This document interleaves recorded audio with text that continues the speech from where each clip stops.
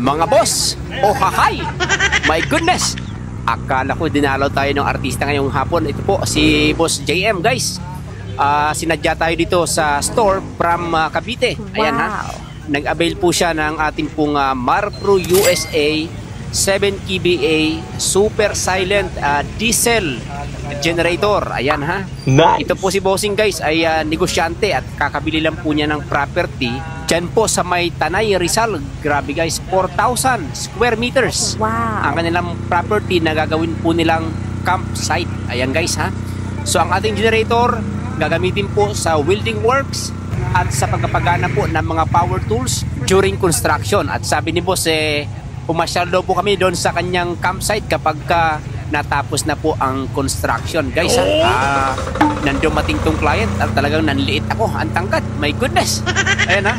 So ito pinaandar po natin at maglo-load test po tayo. Syempre gagamitin po ito sa construction dito, guys. Pinagana po natin yung ating pong welding machine at saka power tools. Wow. Ayan, guys, ha. So far so good. Ayan, apakabait po ng ating client. Ayan, guys, ha. Akala ko nga pagbaba ng sasakyan si Ding Dong Dantes. My goodness. Dito nga, guys, ay unti-unti na po nating isinasakay dito po sa kanya pong Toyota Hilux GR 4x4 po yan, guys, ha, na lifted 7 inches. Grabe, guys, ha. Kulang-kulang 1 milyon na po ang nagagastos niya po dyan sa kanya pong upgrades. Wow. Isa po sa talagang pangarap po natin yan at ngayon dinadrive na ni Bossing. Ayan, ha.